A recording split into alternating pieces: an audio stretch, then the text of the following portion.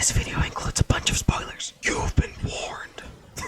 So, I recently finished Deltarune. Yeah, I know, right? After a month of it being out. As a Deltarune content creator, finishing it that late is a bit concerning, but I figured I would make a video about it because I thought it was pretty special. Now, this video isn't scripted or anything, so I might repeat a few things, and I'm gonna be kind of talking about games as a whole, not just Deltarune, but yeah. I guess before I do that, I should probably start with my relationship with games in general. Games to me have always been this kind of experience where either you experience them or you watch them through videos, you know? And at least to me, watching videos has never satisfied me of that game. Like, I know what happens in the game and I know what to expect, I guess, but it's never enough. Until I actually play that game and see it for myself and play through everything and do everything that I want to, it's never going to be enough for me. But at the same time, the more I get invested into it, the more I don't want to lose it. I don't want to finish that game. It's always been this dilemma for me. And for Deltarune, it was no exception. I reached Chapter 3 and did a bit of Chapter 4. I'm talking like get to Castle Town and that was it. And I just kind of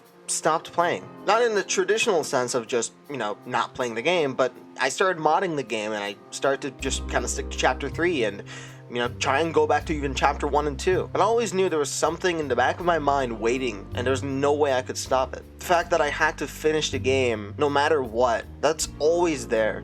Funnily enough, my best example of this is with Red Dead Redemption 2. To this day, if you want to know what my favorite game is of all time or whatever, it's not Undertale, Deltarune, or Undertale Yellow, or any of the Undertale or Deltarune games. It's always been Red Dead Redemption 2, and there's a good reason for that. Of course, you got Arthur Morgan and, his entire character arc, but you got so many other things in that game that just make it what it is. Make it alive, make it so immersive that you just get so attached to everything. And the closer you get to the end of the game, as you play as John and you explore the world, you can't help but feel like you're going to lose this world you've spent so much time immersing yourself in. This world with so many sincere people. I mean, of course, I know after Red Dead Redemption 2, there's Red Dead 1 story, but to me, it's always left kind of an empty hole inside me. And that's the same way I feel about Deltarune Chapter 4. I always figured if I just kind of ignore the lore bits and just kind of be involved in the fandom and the memes and whatnot, that it's gonna be fine, that I wouldn't have to play it, and yeah. But because of the fact that I have to make content around this stuff, and I have to do challenge runs, and I have to code, and I have to know the code, it's really important for me to go through the game and experience it for myself. And not only that, there's a very, very, very special reason why one should just finish a game. Getting stuck playing a game and never finishing it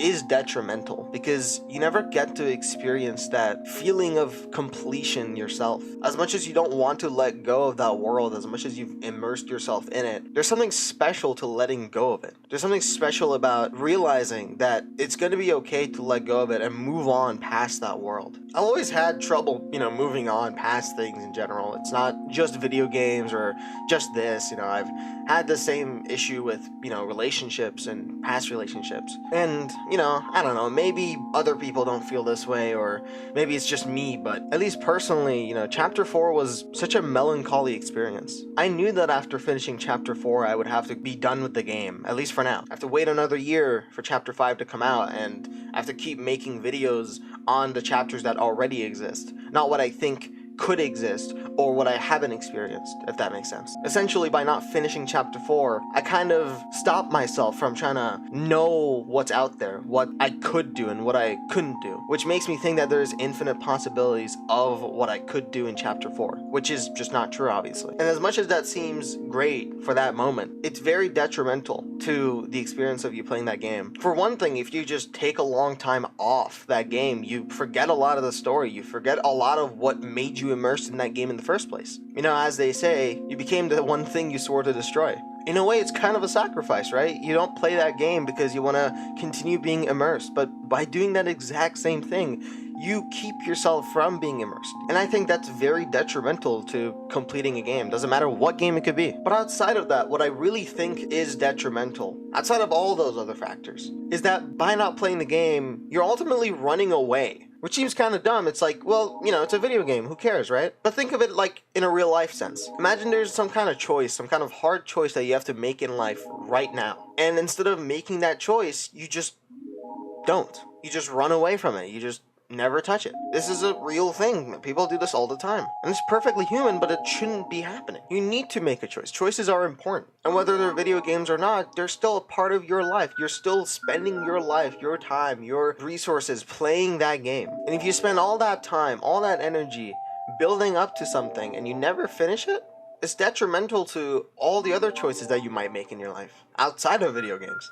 Which is why I think, again, finishing games is so important. And bringing it back to Deltarune Chapter 4, I was always so worried about what the last prophecy was going to be. And of course, if you've finished Chapter 4 by now, and if you haven't, what are you doing? Is that the last prophecy isn't even said. You don't even know what the last prophecy is going to be. I was so worried about something that might even happen, and that didn't even happen. Now, I have my own theories about what the last prophecy is going to be and, what it could entail, but that's a story for another time. And it's kind of funny. I've had this experience, and I feel like after playing Chapter 4, that's kind of exactly what the prophecy was trying to do. It was trying to keep us from finding out more about it. And the realization of finding out that last prophecy, it crushed Susie, right? But that's the thing. Sometimes reality hurts. Sometimes making the right choice hurts. Sometimes trying to finish something, just in general, not even just in a game, hurts. After spending so much time doing something and you're finally done with it, it takes a lot of energy to let go of that. Let go of that project.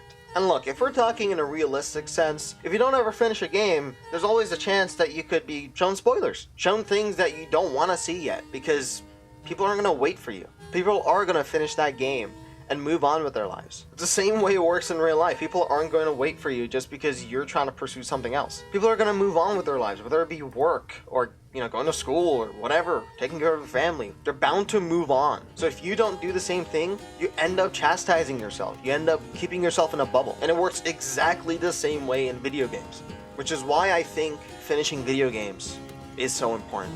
Anyways, with that said, I don't really know if I'm even going to upload this or what I'm going to do, but I really wanted to make a video like this, especially since I haven't really even worked on my all night encounters thing, for reasons that will come out in that video, and also just because I haven't finished Chapter 4 in the first place. It took me so long to finish Chapter 4 that I realized that I kind of need to. And this was a special case for me. I needed to do it for content's sake, but if it wasn't for content, I would do the same thing. I would still have to finish the game at some point, whether I liked it or not. And also, speaking of content, I'm gonna get the night video out at some point. I still apologize for the 1 month wait at this point, but if I want to make quality content, it's going to be difficult to do it every single week, So I prefer to take some time off to actually create the quality content you guys deserve. And also having to balance that out with college starting, it's going to be difficult, but yeah. Also, when it comes to the Better Rhythm Games mod, I am going to play that at some point during a live stream. You might be asking yourself, why would you play it on a live stream? But it's just because of YouTube's stupid copyright system. I figured I would first live stream it and then make it into a video later. So I've definitely not forgotten about that. I know people in shorts have asked me a